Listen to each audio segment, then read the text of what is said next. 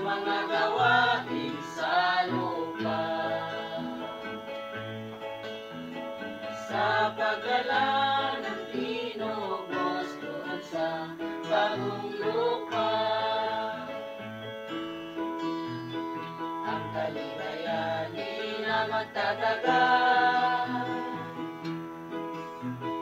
Ang kaligayahan ay wala ng kamatayan. Pagkat ang araw ay malapit na tayo magkakasama. Ang pagpupuri ating awitin, magpapasalamat sa Kanya. At si Master uri natin doon sa bagong lupa, nakasulat kaya ang tunay sa mga tirahan na laging na hinanda na ni Master doon sa lupang bago.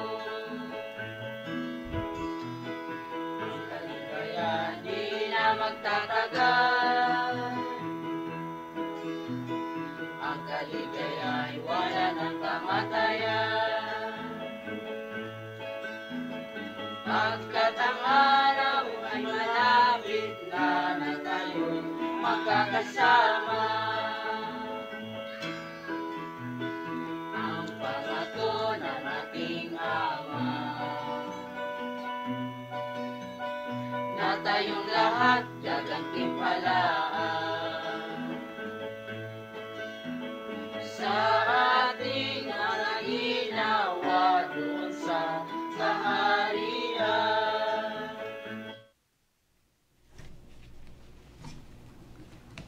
Mga kapatid at mga kaibigan, kamusta po kayong lahat? Sa pangalan ng PADM, ang Philippine Association Divine Master Holy Spirit Incorporated, taos puso kaming maganyaya sa inyo kung magkikinig sa aming programa, ang tatak ng Espiritu Santo para sa kaligtasan ng tao. At ito po ang inyong lingkod, kapatid na Hermogenes Macarayo, ay umaasa na sana pagpapala ni Master ay suma sa inyo at bigyan kayo ng mabuti at malusog na pangangatawan o sa malinaw na pag-iisip upang sa ganon ay lubos ninyong maunawaan ang mga katotohanan nga pag-aralan natin ngayon. Mga katotohanan nga lahat nakasulat sa Biblia.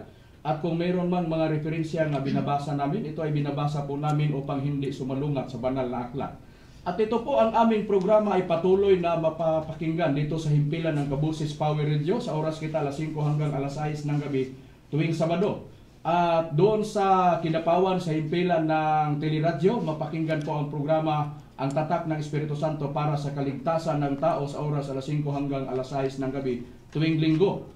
At ngayon makakasama po natin ang mga kapatid na mga ministro ng PADM.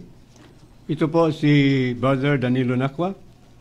Kumusta po sa inyo mga kapatid? Ito po yung lingkod, kapatid na Junril Malinaw, at isa din po ako ngayon sa makakasama ninyo sa ating pag-aaral ng mga makatotohanan. At ngayon magpakilala pa ang iba nating mga kapatid. Kamusta po kayo mga kapatid? Ito po ang inyong lingkod, kapatid na Jiggy Macarayo. At isa din po ako ngayon sa mga kasama nyo sa pag-aaral ng mga katotohanan na nakasulat sa Biblia. At magpakilala pa po ang kasama ko pa mga kapatid. Magandang hapon sa inyong lahat. Ako po inyong kapatid, Joey Macarayo. Kasama po nila ako ngayon sa pagpapahiwatig ng mga katotohanan. Kumusta mga kapatid at mga kaibigan? Ito po yung lingkod, kapatid na Jistril Macarayo. At hindi sa pagtatagal, ibibigay ko kayo kang Brother Hermogenes Macarayo sa pagtalakay ng paksa. Bago natin tatalakayin ang ating paksa ngayon, babatiin po muna natin ang ating bagong kasama ng PADM, ang ating General President and Founder sa organisasyon ng ICAGSI, Ma'am Lilia Tuunan. Magandang hapon po sa iyo, Ma'am, at sa iyong buong sambahayan. At binabati po namin ang General Secretary ng ICAGSI, Ma'am Lisa Subak. At lalo na, binabati po namin ang pinakamamahal na Legal Counsel ng PADM, Attorney Pampilo Agbong. Magandang hapon po sa iyo, Attorney, at sa iyong buong sambahayan. At ngayon, Kapatid na Dani, bago natin tatalakayin ang ating paksa ngayon, kapatid na Dani, pag-usapan po muna natin ang tungkol sa PEDM. Ano ba ang kalagayan ng PEDM ang pag-uusapan natin, kapatid na Dani, ang legal na pamamaraan?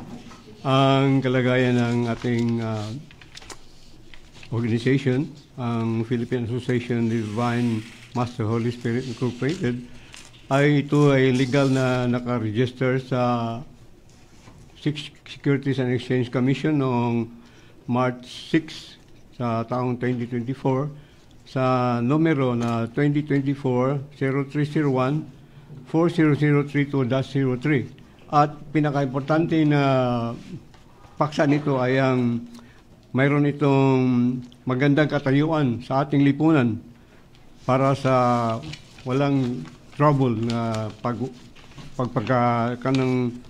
pagpadaing ng ating mga katotohanan sa Biblia. So ang layunin nga bakit na itatag ang relihiyon na PEDM at itinatag noong December 29, 2023 at na-registered sa Securities and Exchange Commission noong March 6, at ang layunin o pakay bakit na itatag ang relihiyon na PEDM upang ipalaganap o maipalaganap ang pananalig ng tao sa Espiritu Santo nga naging tao. At ang mga gawain sa mga nasa loob ng PEDM ay ang pagbibigay tulong sa mga taong nangangailangan na mayroong mga karamdaman o mga sakit sa pamamagitan sa espiritual na paggagamot. Ginamit ang mga bagay, lalo na ang mga salita na ibinigay sa Espiritu Santo sa amin, at tinutupad din namin ang aming mga tungkulin bilang mga lingkod ng Espiritu Santo upang maipakita namin nga mahalaga para sa tao ang paglilingkod o ang pananalig sa Espiritu Santo bago pa mararanasan ng tao ang napakatinding kapighatian pagdating sa araw ng paghuhukom. Pero puntahan natin ang Biblia, kapatid na JG.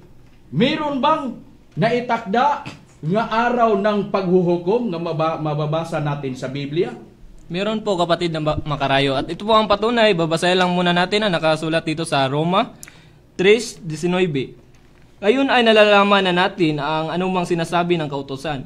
Yaon ay sinasabi sa nangasa ilalim ng kautusan upang matikon ang bawat bibig, at ang buong sanglibutan ay mapasailalim ng hatol ng Diyos.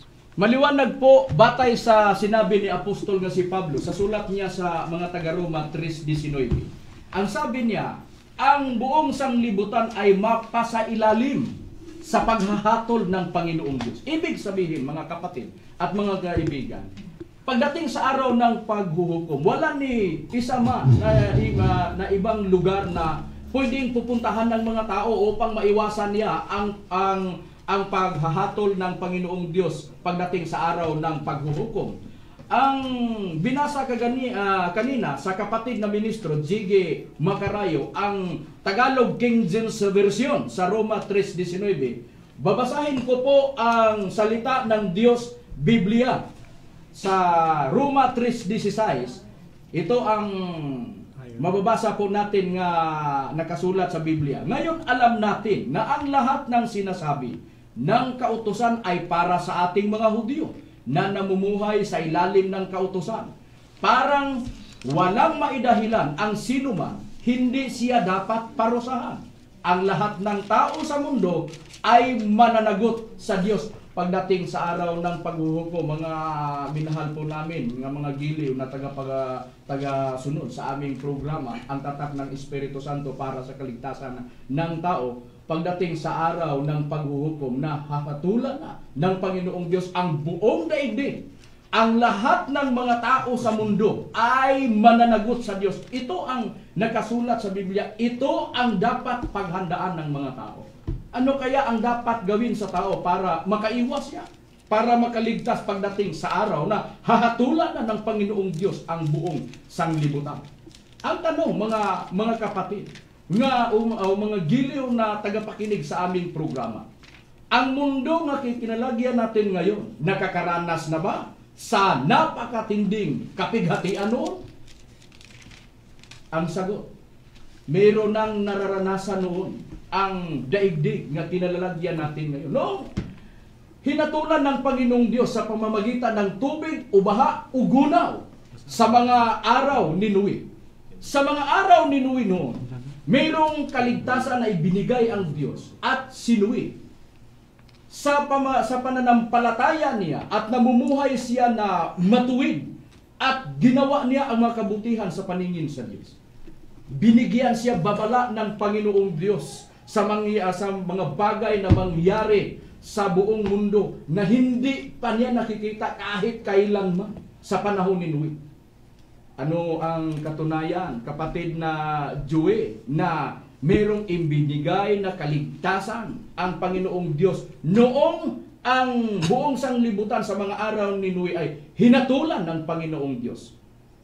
Ayon sa nakasulat sa Hebreo 11:7, sa pananampalataya ni Noe, nang paunawaan ng Diyos tungkol sa mga bagay na hindi pa nakikita, dala ng banal na takot, ay naghanda ang isang daong sa ikaliligtas ng kanyang sambahayan, na sa pamamagitan nito ay hinatulan niya ang sanglibutan at naging tagapagmana ng katuwiran na ayon sa pananampalataya. Maliwanag po base sa nabasa po natin sa Biblia. Batay sa sinulat ni Apostol na si Pablo, mayroong pananampalataya si Noe. Binigyan siya ng paunawa sa Diyos tungkol sa mga bagay na hindi pa niya nakikita. Ibig sabihin, binigyan ng babala si Noe noong mga araw na yun. At inutusan ng Panginoong Diyos si Noe na maghanda siya ng barko o daong upang mailigtas ang kaniyang sarili at ang buong sambahayan. Ito ang nababasa. Si Noe, tagapamana ng katuwiran, si Noe at sa pananampalataya. Si Noe, isang matuwid nga tao. Noong mga panahon, inutusan siya ng Panginoong Diyos. O hindi inilihim ni Noe ang kaligtasan, nga ang kaligtasan noon ay ang daong nga inuutos sa Panginoong Diyos sa kanya. Kailangan gumawa siya ng daong o magawa siya ng daong upang maligtas ang kanyang sarili at ang kanyang buong sambahayan noon. At ano ang ginawa ni Noe? Tinupad niya ang inuutos ng Panginoong Diyos sa kanya. Gumawa siya ng isang daong. At hindi lang ang tinupad ni Noe, ang tungkulin niya, tinutupad ni Noe. Dahil si Noe, isang tagapangaral o mangangaral si Noe ng katuwiran. Noong mga araw na yun, ano ang katunayan dyan, kapatid na Jezreel? Pagbabasahin natin ang nakasulat sa Biblia. Ito po, basahin po natin kapatid na Makarayo sa pangalawang Pedro 2:5. Ang dating sanglibutan ay hindi pinatawad, datapwat, iningatan si Noe na tagapangaral ng katuwiran na kasama ng ibang 7 pa, noong dalhin ang paggunaw sa sanglibutan ng masasama. Sa maliwanag po sa nabasa sa Biblia, ito ang katunayan na si Noe, hindi niya inilihim ang kaligtasan noon, na ang kaligtasan sa pamamagitan ng daong ay ang tao maligtas noon. Noong hinatulan ng Panginoong Diyos ang mundo sa mga taong itinuturing ng Diyos na masasama noon. At ang ginawa ni Noe, siya ay gumawa ng daong, at hindi lang ang daong ang ginawa niya, kundi tinupad niya ang tungkulin niya bilang mangangaral. Ang ginawa ni Noe, lahat ng mga tao na kaharap ni Noe, sasabihan sila ni Noe nga kailangan sila maghanda dahil mayroong dumating na paghahatol ang Panginoong Diyos sa pamamagitan ng tubig, ubaha, ugunaw. Lilipulin ng Panginoong Diyos ang mga tao. Noon, ano ang ginawa ng mga tao?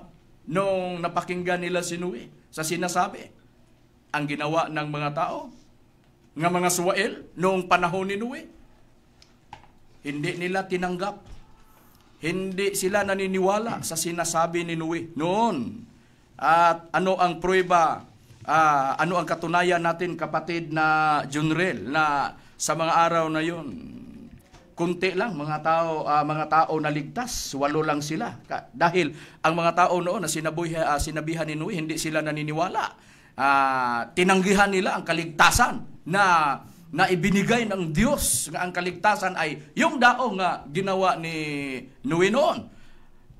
Meron ba tayong katunayan na ang mga tao 8 lang ang nailigtas noon nga hinatulan ng Panginoong Diyos sa pamamagitan ng tubig o baha o gunaw?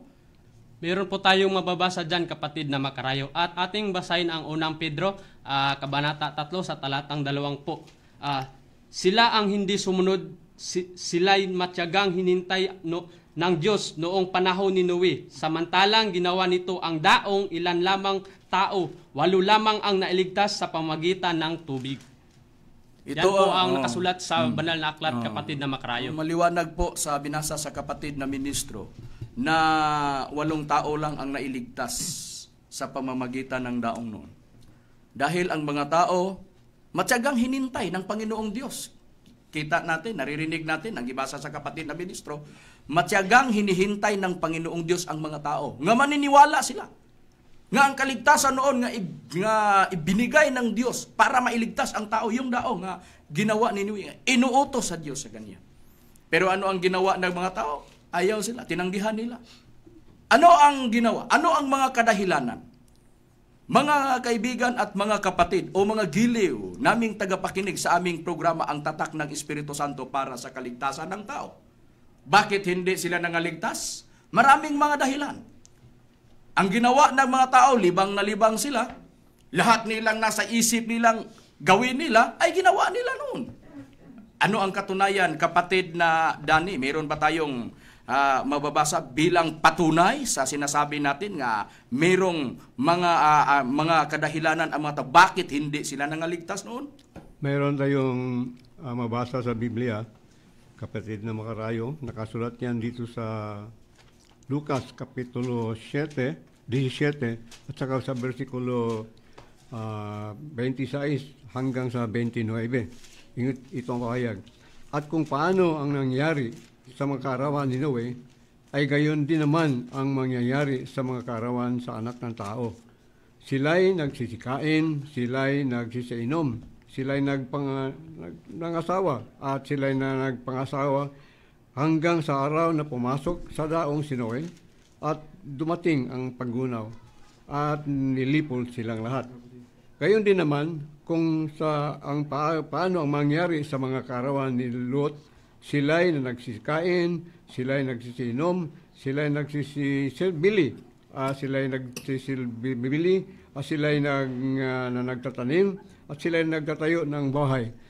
Datapwat, sa araw na umalis sa Sodoma si Lot, ay umulan mula sa langit ng apoy at asupre at nilipol silang lahat. So ito ang mga dahilan, kapatid na Makarayo, kung bakit hindi niligtas sa panahon ni Noe ng ginunaw sa pamamagitan ng tubig, at sa panahon ni Lot na sinunog ang Sodoma at Gomora dahil sa mga kadahilanan na mayroon silang busy sila sa kanilang mga hanapbuhay, nagsisipangasawa, nagsisipag-asawa, at saka bumibili, ganyan. Mga negosyante sila, business.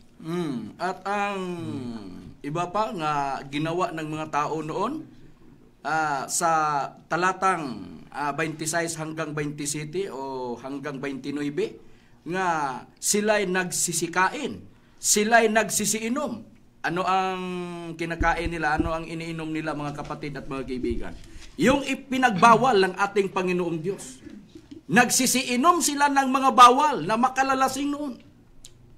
Kinakain nila ang pagkain na ibinawal ng Panginoong Diyos sa mga panahon noon. Ano ang katumbas sa ginawa nila? Nililipol silang lahat. Nung si Noe ay papasok na sa daong, wala silang alam at nililipol silang lahat. Dalawa ang binanggit ng ating Panginoong Jesucristong paghahatol nga nangyari noon sa mga araw ni Noe at sa mga kaarawan nilo. Ang nangyari noon, kagaya sa ginawa ng mga tao sa panahon ni Noe ang ginawa ng nasa sa Sodoma at sa Gomora noong nililipol ng Diyos sa pamamagitan ng apoy o asupre nga umulan mula sa langit. Ito ang ginamit ng Panginoong Diyos sa paghatol ng dalawang bayan, Sodoma at Gomora. Ano kaya ang dahilan bakit hindi sila nangaligtas? Hindi ba sila nabigyan ng babala noon? Ang sagot, nabigyan sila ng babala. Dahil si Noe, isang tagapangaral, mangangaral si Noe ng katuwiran. Ang mahirap lang noon, mga kapatid at mga kaibigan, kapatid na Dani, noong si Noe ay nangangaral sa noong panahon niya, wala pang telebisyon, wala pang radio station, kapatid na Dani. Wala pang social media, so hindi nila makita kung ano ang ginagawa Noe para i-prepare para sa kaligtasan. Kahit naman lang cellphone man lamang, kapatid na Dani, nga pagka tumawag ka ng nais mong bigyan ng babala, malalaman niya kahit nasa sa malayo. Sa pamamagitan ng cellphone, kunti lang ang makaririnig sa pangangaral ni Noe noon, kapatid na Dani. Dahil personal lang pang ginawa ni Noe na para sa kaligtasan nila, kailangan sasakay sila sa daong. Sasakay sila ng daong, at ang makaririnig noon, yung mga tao lang nga kaharap ni Noe, nga kinausap ni Noe, at ang mga nasa malapit niya, ang makaririnig nga maabot sa buses ni Noe. Kapatid na Dani, ito ang nababasa natin sa Biblia. Pero sa mga kaarawan ni Lot, kung lahat nalilipol, maliban lang ni Lot at nailigtas noon na kasama ni Lot, noong umalis sila sa Sodoma, ang mga nililipol. Dahil ba wala sila nabigyan ng babala? Ang sagot, nabigyan sila ng babala dahil ang dalawang anghel na ang mababasa natin, dalawang lalaki, yung ang tinutukoy, ang anghel ang tinutukoy, nagsabi na kailangan sabihan ni Noe ang mga tinangkilik niya, kamag-anak niya upang makaalis sa bayan ng Sodoma dahil lilipulin ng Panginoong Diyos. Binigyan ba ng babala ang mga tao? Meron bang nakakaalam sa mangyari ng paghahatol ng Panginoon sa dalawang bayan, kapatid na Jiggy, noong hinatulan sa panahon ni Lot ang Sodoma Gomora? Meron po, kapatid ng mga karayo, at ito po ang patunay. Babasahin lang po natin ang nakasulat sa Henesis sa Kabanata 11, talata 12 hanggang 14. Ito po ang nakasulat, kapatid ng mga karayo. At sinabi ng mga lalaki kay Lot, mayroon ka pa ritong kamag-anakan, ang iyong mga manugang at ang iyong mga anak na lalaki at babae. At ang lahat ng iyong tinatangkilik sa bayan ay ipag-alis mo sa dakong ito, sapagkat aming lilipunin ang dakong ito dahil sa napakalakas ang kanilang sigaw sa harap ng Panginoon. At kami ay sinugo ng Panginoon upang aming lipunin.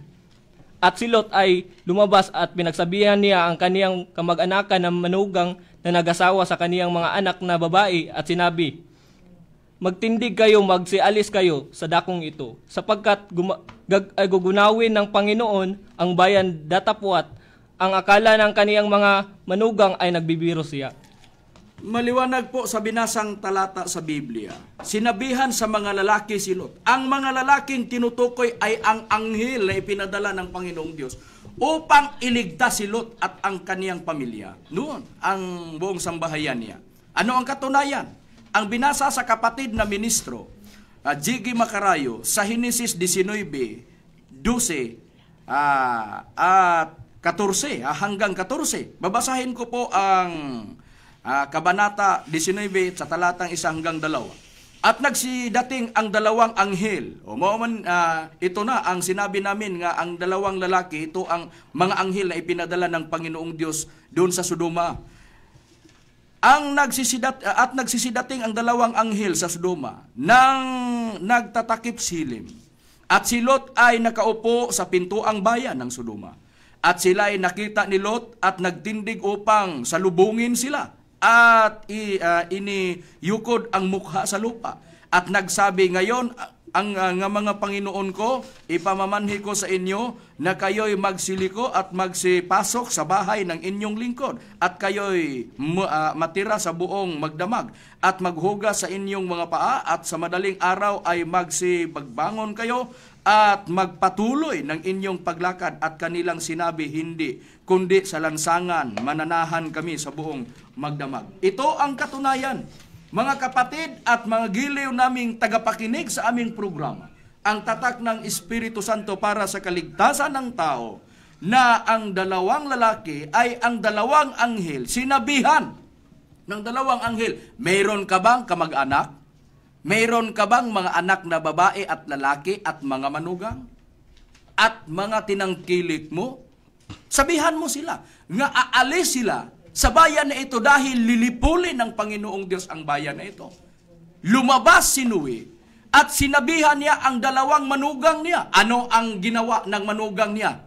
Tawa na tawa sila sa pagkarinig nila sa sinabi ni Lot, dahil para sa kanila isang biro lamang, nagbibiro si Lot. Mga kapatid at mga kaibigan, anong makukuha natin na aral na ginawa ng mga manugang noong sinabihan sila ni Lot?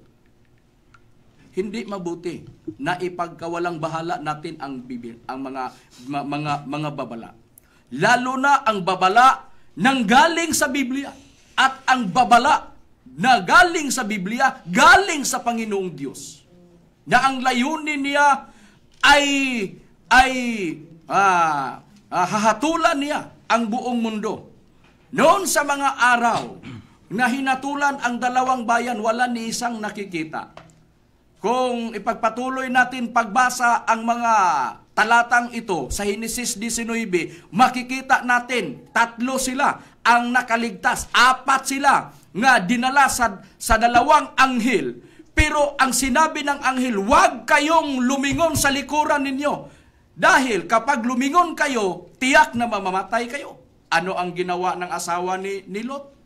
Lumingon siya sa kaniyang likuran at siya ay naging haliging asin. Hindi kasama na nakaligtas ang asawa ni Lot noon. Ang nakaligtas si Lot at ang kaniyang dalawang anak. Sila ang nakaligtas. Sa mabasa natin sa talatang sa Kabanata 19. Ito ang katotohanan nga makukunan natin ng pag-aaral. Mga kapatid at mga kaibigan, ang tanong, hanggang doon ba lang sa mga araw ni Noe? Hanggang doon ba lang sa mga araw ni Lot nga nakararanas ang buong sanglibutan sa napakatinding kapighatian? Ang sagot, tayo ang nagsagot, Biblia ang sasagot. Ano ang sagot sa Biblia? Mabuti pa, tingnan natin ang Biblia, ang magsagot sa tanong na yan. Walang iba kundi ang ating Panginoong Hesukristo. Kapatid na Joey, meron bang haharapin ang mga tao na napakalaking kapighatian nga magaganap sa buong sanglibutan kung ang ating Panginoong Hesukristo ang ating pakinggan? Ano ang sinabi ng ating Panginoong Hesukristo, kapatid na Joey? Ayon sa Mateo Kabanata 24, versikulo 21, sapagkat kung magkagayoy, magkakaroon ng malaking kapighatian na ang gayoy di pa nangyayari buhat sa pasimulan ng sanglibutan hanggang ngayon at ni hindi na mangyayari kailanman. Maliwanag po na maliwanag sa binasa sa kapatid na ministro. Ang sagot ng ating Panginoon Jesucristo sa tanong, wala na bang iba pa na mangyari na haharapin ng tao? Hanggang doon ba lang sa mga araw ni Noe, sa kaarawan ni Noe? Ang sagot ng ating Panginoong Jesucristo, sapagkat kung magkagayoy, magkakaroon ng malaking kapighatian, na ang gayoy, ang malaking kapighatian, di pa nangyayari, buhat sa pasimula sa sanglibutan. Kung hanggang doon lang, sa panahon ni Noe, ang mararanasan ng tao, hinatulan ng Panginoong Diyos ang buong sanglibutan. Nililipol ang lahat ng mga tao. Itinuring niya na makasalanan o sa kaniyang paningin. Itinuring niyang masasama. maliwanag na maliwanag po sa binasa nating talata sa Biblia. Meron pang malaking kapighatian na haharapin ang mga tao. Ito ang sinisikapan. Bakit? Nagsisikap ang mga ministro ng PDM upang ipalaganap ang ebanghelyo ng Espiritu Santo upang ang tao mabigyan ng pananalig sa Espiritu Santo na naging tao. Dahil meron pang maganap, meron pang dumating na malaking kapighatian. Alin kaya? Ang malaking kapighatian ang tinutukoy ng ating Panginoong Hesukristo. Ang unang paghahatol ng Panginoong Diyos na nangyari sa makaarawan ni Noe sa pamamagitan ng tubig, ubaha o gunaw. Mga kaibigan, ang ikalawa naman nga haharapin ng tao na napakatinding, hindi makahihigit, mga kapatid at mga kaibigan, ang nangyari sa mga kaarawan ni Lot noong ginunaw sa pamamagitan ng tubig o baha sa mga kaarawan ni Noe. Hindi pa makahihigit sa sinabi ng ating Panginoong Hesukristo, malaking kapighatian. Dahil ang gagamitin ng Panginoong Diyos sa paghatol ng buong mundo na hinaharap natin ngayon, walang iba kundi ang napakatinding init. Mababasa ba po natin sa Biblia, mga kapatid at mga kaibigan? Mababasa natin. Dito babasahin ko ang nakasulat sa ikalawang Pedro, kabanata sa 3:5 hanggang 7, 10 hanggang 12 ang pagbasa ko. Babasahin ko at pakinggan ninyo, mga kapatid at mga giliw naming tagapakinig sa aming programa. Sapagkat sadyang nililimot nila na mayroong sangkalangitan mula ng unang panahon at isang lupang inanyuan sa tubig at sa gitna ng tubig sa pamamagitan ng salita ng Diyos na sa pamamagitan din nito ang sanglibutan noon sa makarawan ni Noe, ang tinutukoy ni Apostol na si Pedro na lingkod ng ating Panginoon Jesucristo, na inapawan ng tubig o ay napahamak. Maliwanag sa nabasa po natin sa Biblia, noong mga panahon ni Noe, noong sinabi ni Pedro ang sanglibutan ay nilikha sa pamamagitan ng inanyuan o tubig, sa gitna ng tubig, sa pamamagitan din ng salita ng Panginoong Diyos.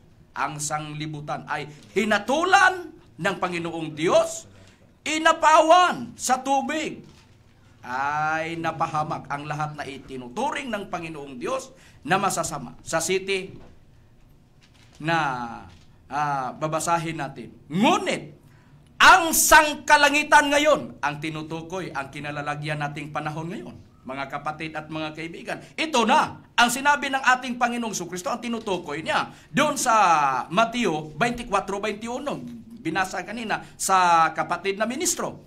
Ngunit ang sangkalangitan ngayon at ang lupa sa pamamagitan na gayon ding salita ay iningatang talaga sa apoy na itinaan sa araw ng paghukom at ng paglipol sa mga taong masasama. Ito na ang sinabi ng ating Panginoong Jesucristo. Malaking kapighatian nga dumating, mga kapatid. Ito ang dapat pagtandaan. Ito ang dapat paghandaan ng mga tao, mga kapatid at mga kaibigan.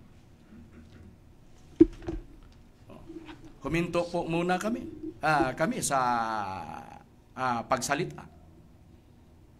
Babalik kami. Mga kapatid at mga kaibigan, handa na ba tayo sa pagdating sa araw ng paghuhukom?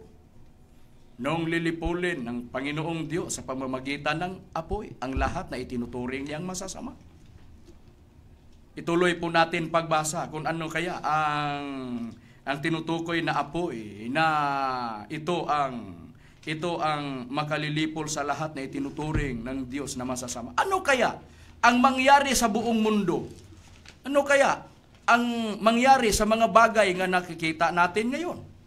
Sa 10 hanggang 12 ang pagbasa natin.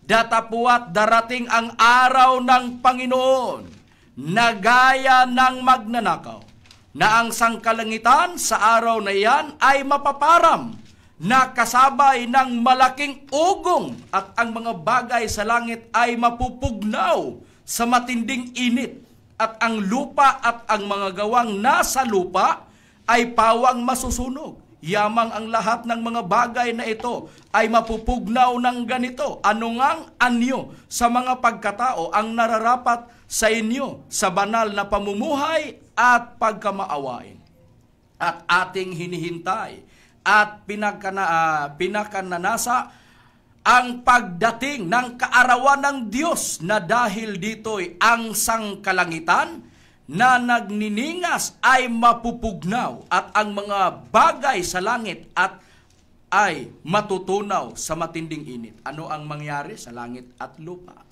Mapupugnaw sa napakatinding init. Masusunog lahat ng mga bagay na nandito sa lupa. Yung mga bagay na ginawa ng Panginoong Diyos na magandang tingnan natin. Makikita natin kagaya ng mga bulaklak, kagaya ng mga punong kahoy, nakikita natin. At sa mga bagay na ginawa ng mga tao upang maitayo, kung ano ang itinayo ng mga tao, lahat, sabi ng nabasa natin sa Biblia, batay sa nababasa po natin sa Biblia, mawala lahat. Dahil ang buong mundo ay matutunaw din sa pamamagitan ng apoy pagdating sa araw ng paghuhukom. Ito ang dapat paghandaan ng mga tao, mga kapatid at mga kaibigan. Yun ang nababasa natin sa Biblia. Susuriin po natin sa Biblia. Pag dumating ang araw ng paghuhukom na matutunaw ang buong sanglibutan, mayroon bang matitira na sa buong sanglibutan, kapatid na Junril? Atin lang pong babasahin ang aklat ng Isayas, Kabanata 24 sa talatang 1 hanggang 6. Makinig kayo, wawasakin ng Panginoon ang mundo hanggang sa hindi na ito mapakinabangan, at pangangalatin niya ang mga mamayan nito. Iisa ang sapitin ng lahat, pari man o mayaman, amo man o alipin, magtitinda man o bumibili, nagpapautang man o umuutang, lubusang wawasak ang mundo at walang matitira rito. Mangyari nga ito dahil sinabi ng Panginoon, matutuyo at titigas ang lupa, manlulumo ang buong mundo, pati na ang makilala at makapangyarihang tao. Ang mundo ay dinungisan ng mamamayan nito dahil hindi nila sinunod ang kautusan ng Diyos, at ang kanyang mga tuntunin nilabag nila ang walang hanggang kasunduan ng Diyos sa kanila. Kaya sinumpa ng Diyos ang mundo at mananagot ang mamamayan nito. Dahil sa kanila ang mga kasalanan, susunugin sila at iilan lang ang matitira. Maliwanag po sa binasang talata sa kapatid na ministro. Isang makakikilabot na mangyayari sa buong mundo. Mga kapatid, isang makasisindak na makikita sa buong mundo. Dahil ang sinabi, ang Panginoon ang nagsabi, ang may sabi dyan. Ano ang sinabi ng Panginoon? Wawasakin ang buong mundo. Hindi na mapakinabangan. Sa 3, lubusang mawawasak ang mundo, walang matitira.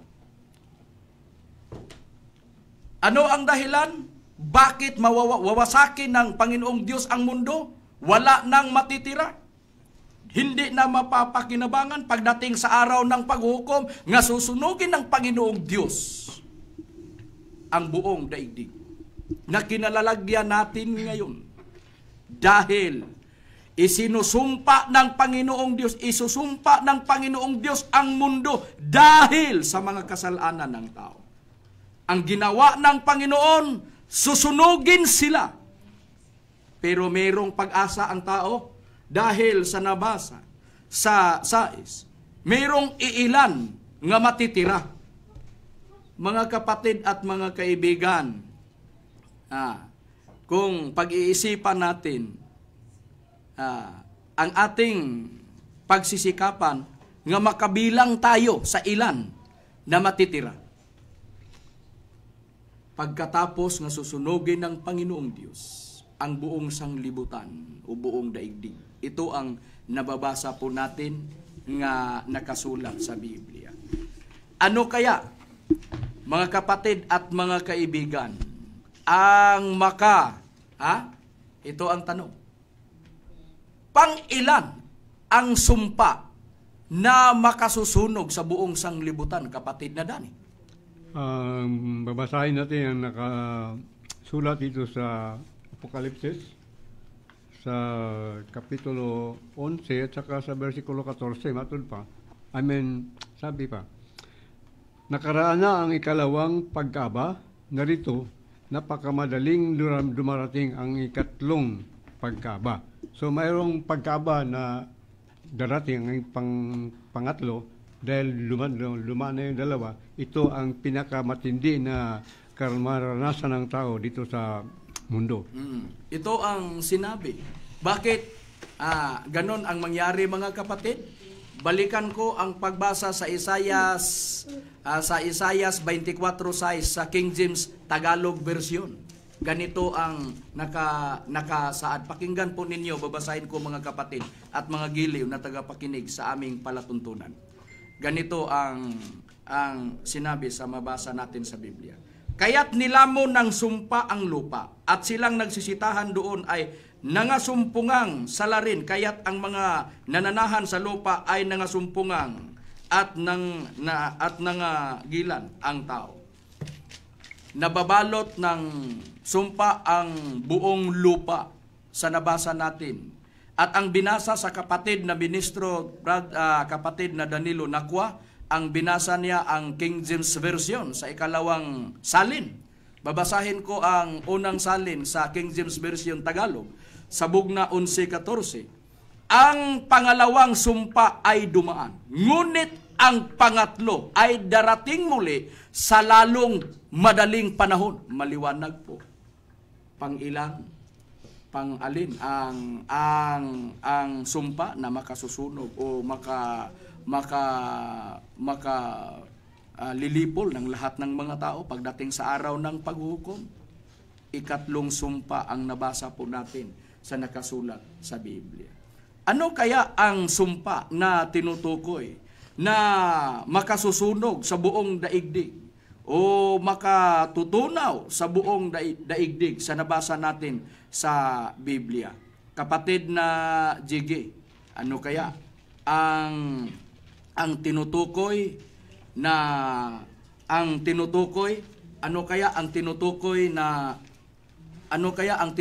kapatid na Jiggy na ikatlong sumpa na dumarating sa lalong madaling panahon, kapatid na Jiggy? Ano kaya ang tinutukoy na sumpa? Ikatlong sumpa.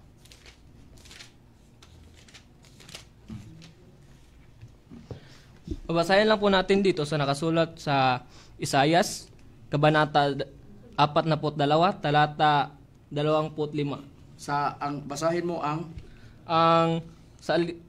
salita ng Diyos, Biblia. Ito po ang ating mababasa, kapatid na makarayo. Kung kaya ipinadama ng Panginoon ang matindi niyang galit sa atin sa pamamagitan ng paghihirap sa atin sa digmaan, ang galit niya ay parang apoy na nakapaglibot at sumusunog sa atin, pero hindi natin ito pinapansin o inisip man lang. Sa nabasa po natin nga nakasulat sa Biblia, maliwanag na maliwanag po, mga kapatid at mga giliw na tagapakinig sa palatuntunan ng PDM, ang tatak ng Espiritu Santo para sa kaligtasan ng tao. Ang ikatlong sumpa ay ang ikatlong digmaang makasusunog sa lahat ng lilipulin ng Panginoong Diyos. Ito ang nabasa po natin sa Biblia. Mayroong nangyari na digmaang pangdaigdig o pangsanglibutan. Ang naganap noong July 27, 1914.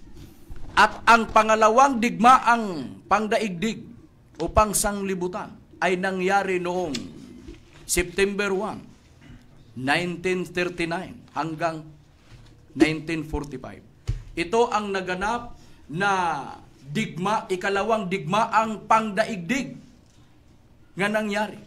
At ang napakatinding kapighatian na mangyari sa buong mundo. Na masusunog ang buong mundo o hindi na mapakinabangan. Wala nang matitira sa mundo dahil susunugin ng napakatinding init sa pamamagitan pagdating sa araw ng paghukom ang ikatlong digmaang pangdaigdig. Ito ang nababasa po natin sa Biblia. Mga kapatid at mga kaibigan, hindi natin ipakawalang bahala dahil nangyari na ang mga ibinigay ng ating Panginoong Hesukristo. Anong ibinigay ng ating Panginoong Hesukristo bilang mga tanda sa dumating na araw na sa hindi pa dumating ang araw na paghukom, bago pa dumating ang araw ng paghukom. Dito, mababasa po natin sa aklat ng Mateo 24, 6 hanggang 7. Ganito ang mababasa po natin sa Biblia, mga kapatid at mga giliw na tagapakinig sa aming programa. At makakarinig kayo ng mga digmaan at mga alingaw-ngaw ng mga digmaan. Ingatan ninyo nga huwag kayong magulumihanan sapagkat kinakailangang ito'y mangyari datapwat hindi pa ang wakas. Sapagkat magsisitindig ang bansa laban sa bansa at ang kaharian laban sa kaharian. At magkagutom at lilindol sa iba't ibang dako. Datapwat ang lahat ng mga bagay na ito ay siyang pasimula ng kahirapan. Mga kapatid at mga kaibigan, nangyari na. Nakikita na natin sa television, radio station, maririnig natin sa television, kahit na sa Facebook at sa YouTube, mababasa natin sa mga dyaryo ang makasisindak o makakikilabot na mga pangyayari sa iba't ibang dako sa buong mundo. Nangyari na ang mga palatandaan, bansa laban sa bansa, nga kinasasangkutan sa bansa ang mga digmaan. Nararanasan na natin nga nakita natin sa mga balita sa radio station at television. Mayroon ng mga nakararanas nasa iba't ibang bansa na mayroong naganap na mga digmaan. Mga kapatid at mga kaibigan, ano kaya ang dapat gawin ng tao? Noong sa mga kaarawan ni Noe, ang kaligtasan ay ang daw. At ang mga kaarawan ni Lot, ang ikaliligtas sa tao ay ang pag-alis sa bayad ng Sodoma at Gomora noon. Ito ang dahilan bakit nailigtas si Lot at ang mga anak niyang dalawa nga babae. Pagdating sa sinabi ng ating Panginoong Jesucristo, malaking kapighatian, ang pangatlong digmaan.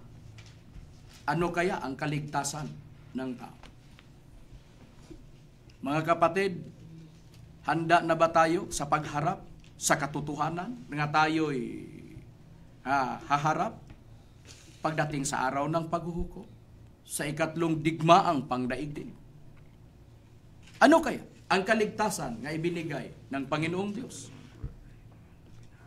Kung paano ang tao mailigtas dahil ang Ama at ang Anak ay nagkaisa sa Espiritu Santo. Mababasa po sa Mateo 6:10 sa Biblia sa Kristohanong Katilingban. Nagkaisa ang Ama at ang Anak diyan sa Espiritu Santo.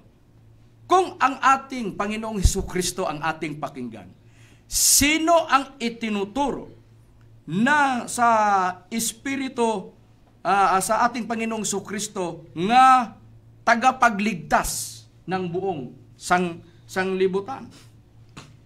kapatid na Dani. Kapatid na Dani, kung susuriin natin sa Biblia, mayroon ba po tayong mababasa sa Biblia? O isamarais na lang natin, kapatid na Dani. Kung sino ang itinuturo ng ating Panginoong Hesukristo nga tagapagligtas, walang iba kundi ang Espiritu Santo. Mababasa po sa The Passion Translation sa Juan 14:15 hanggang 17. Ang sabi ng ating Panginoong Hesukristo, siya ay magdasal ng Ama at ang Ama ay ipadadala ng Ama ang Espiritu Santo nga tagapagligtas. Ibig sabihin, ang ating Panginoong Hesukristo, meron siyang sinasabi tungkol sa kaligtasan ng tao. Ang kaligtasan ng tao ay ang Espiritu Santo nga ipinadala sa Ama at sa Anak dito sa sanglibutan para ang tao mailigtas. Pagdating sa ikatlong digmaan nga mangyari sa buong daigdig. Ito ang katotohanan, mga giliw po naming tagapakinig sa aming programa.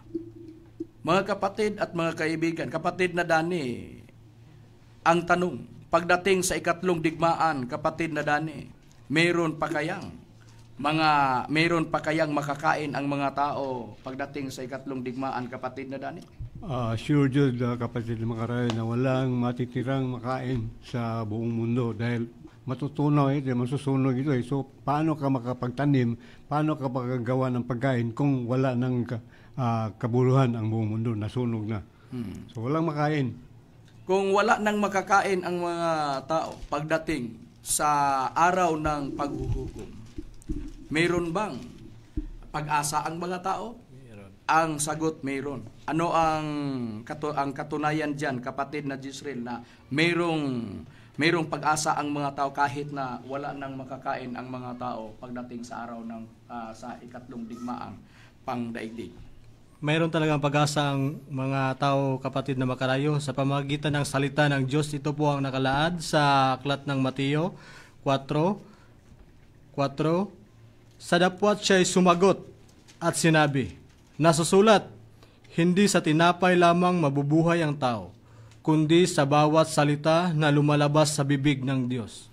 Ito ang katunayan na mayroong pag-asa ang tao kahit na walang makakain ang mga tao, mayroong mga salita nga lalabas sa bibig ng Panginoong Diyos. Ito ang nabasa po natin sa Biblia. Ang sisikapin sa tao nga masusumpungan niya o matagpuan niya ang mga salita na ibinigay sa Diyos sa pamamagitan sa pagtuturo ng Panginoong Diyos na ang salita ay manggaling sa kanyang bibig.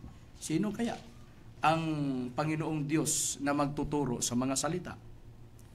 Kung ang ating Panginoong Hesukristo ang ating pakinggan, ang itinuturo ng ating Panginoong Hesukristo, kung ang Espiritu Santo ay itinuturo ng ating Panginoong Hesukristo nga tagapagligtas, kagaya ang sagot ng ating Panginoong Hesukristo, ang Panginoong Diyos na magtuturo sa mga salita, walang iba kundi ang Espiritu Santo. Dahil ang Espiritu Santo ay siya ang tagapagturo ng lahat ng mga bagay. Meron ba tayong mababasa bilang katunayan, kapatid na Junril? Meron po tayong mababasa, kapatid na Makarayo. At ang ating babasay na ang banal na aklat ay ang salita ng Diyos. Dito po sa Juan, sa kabanata 11, 14 sa talatang 26. Pero kapag nakaalis na ako, ang tagatulong na walang iba kundi ang banal na Espiritu, ang ipapadala ng Ama bilang kapalit ko. Siya ang magtuturo sa iyo sa lahat ng bagay at magpapaalala sa inyo ng lahat ng mga sinabi ko sa inyo.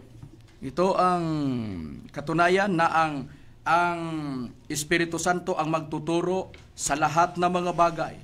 At mayroon ba tayong katunayan na ang Espiritu Santo ang magtuturo sa mga salita para ikaliligtas ng mga tao kahit nang walang makakain ang mga tao, kapatid na Dani? Meron, at babasa na to yan, Brad Makarayo, sa aklat ng Efesos, sa kapitulo 6 at saka versikulo 17. At magsikuha rin naman kayo ng turbante ng kaligtasan at ang tabak ng Espiritu na siyang salita ng Diyos. So, ang tabak ng Espiritu Santo, ito ang salita ng Diyos na makakaligtas sa tao. At ang katunayan dyan, babasahin ko, ang ibasa mo, ang Tagalog King James Version. Basahin ko ang salita ng Diyos. Efeso 6:17, isuot niyo bilang helmet ang tinanggap niyong kaligtasan at gamitin niyo bilang espada ang salita ng Diyos na kaloob ng banal na Espiritu. Ito ang katunayan na ang Espiritu Santo ang magtuturo sa mga salita na ikaliligtas ng tao anuman ang mangyari sa buong mundo. Wala mang makakain ang mga tao sa pamamagitan ng salita na ibinigay ng Espiritu Santo ay ililigtas ang tao sa salita na itinuturo niyang inihalin tulad ng tabak sa nabasa natin sa Biblia. Sa kapangyarihan ng salita ng Espiritu Santong ibinigay niya ay ililigtas ang tao sa panahon ng gutom, sa panahon ng tagutom o kamatay o digmaan. Meron ba tayong mababasa, kapatid na Jiggy? Meron po, kapatid na Makarayo, at ito po ang patunay, kapatid na Makarayo. Babasahin muna natin ang nakasulat dito sa Job sa kanyang kabanata 5 at talata 2 po. Sa kagutom ay tutubusin ka niya, sa kamatayan at sa pagdidigma ay sa kapangyarihan ng tabak. Sa pamamagitan sa kapangyarihan ng tabak na inihalin tulad ng tabak ang salita na itinuturo na ibinigay ng Espiritu Santo para sa kaligtasan ng tao, maliligtas ang tao. Panahon ng digmaan, sa tagutom at sa kamatay. Sa kamatay. Ito ang nababasa natin sa Biblia. Ang sisikapin lang sa tao ngayon na matagpuan niya ang totoong paglilingkod diyan sa Espiritu Santo at ang pananalig sa Espiritu Santo. Meron ba tayong mababasa, kapatid na Joey, na mayroong paglilingkod diyan sa Espiritu Santo? Ayon sa nakasulat sa Roma 7:6, pero ngayon ay malaya na tayo sa kautusan dahil namatay na tayo sa kautosang ito na dating umalipin sa atin. Ang ating paglilingkod ngayon sa Diyos ay hindi na ayon sa dating buhay na dulot ng kautusan, kundi sa bagong buhay na dulot ng banal na Espiritu. Ito ang katunayan na mayroong bagong paglilingkod ng mga tao diyan sa Espiritu Santo. Ito ang dapat sisikapin ng tao. Hahanapin ng tao. Na matamo ng tao ang paglilingkod sa Espiritu Santo upang siya'y mananalig sa Espiritu Santo anuman ang mangyari sa buong mundo pagdating sa araw ng paghuhukom. Ang kinakailangan sa tao na matanggap niya ang panalangin, lalo na ang mga salita na ibinigay ng Espiritu Santo. Meron bang mababasa po natin, kapatid na Jisrael, na panalangin galing sa Espiritu Santo? Meron po, kapatid na Makarayo. Ito po ang nakasaad sa aklat ng Judas 1:20. Ngunit kayo, mga minamahal, pagpapatibayin ninyo ang inyong sarili sa inyong lubhang banal na pamamalantaya na nanalangin sa Espiritu Santo. Busa, ito ang katunayan, kapatid na Jisrael, na mayroong panalangin mula sa Espiritu Santo at ang magbigay dyan ang Espiritu Santo. At ang mga tungkulin ng mga lingkod ng Espiritu Santo ay ipalaganap ang Ebanghelyo ng Espiritu Santo sa mababasa sa 1 Pedro 1:12. Ito ang layunin ng PEDM at ang katuparan sa mga taong nangangaral sa Ebanghelyo ng Espiritu Santo, walang iba kundi ang PEDM. Ito ang layunin bakit sinabi namin kanina na ang layunin namin upang ipalaganap ang pananalig ng Espiritu Santo na naging tao. At ang dapat gawin ng tao ay magkapaglingkod sa Espiritu Santo at matatakan sa tatak ng Espiritu Santo. Efeso 4:30 para sa kaligtasan pagdating sa araw ng paghukom. Kung saan man dalhin ang mga tao na ililigtas sa Espiritu Santo pagdating sa araw ng paghukom, doon sa bagong langit at bagong lupa na mababasa sa 2 Pedro 3:13. Mga kapatid at mga kaibigan, wala naman kaming oras. Hangad po namin na kayo'y makapag-iisip, na kayo'y pasasakop sa relihiyon na PEDM bago pa dumating ang araw ng paghukom. Wala naman kaming oras. Ito po ang inyong lingkod, kapatid na Hermogenes Makarayo. Ito po si Danilo Nakwa. At ito naman po si Junrel Malinaw. At ito po si kapatid na Jiggy Macarayo. At ito po si kapatid Joey Macarayo. At ito po ang inyong kapatid, Jisrael Macarayo, na nagsasabi, salamat sa inyong pakikinig at magandang gabi.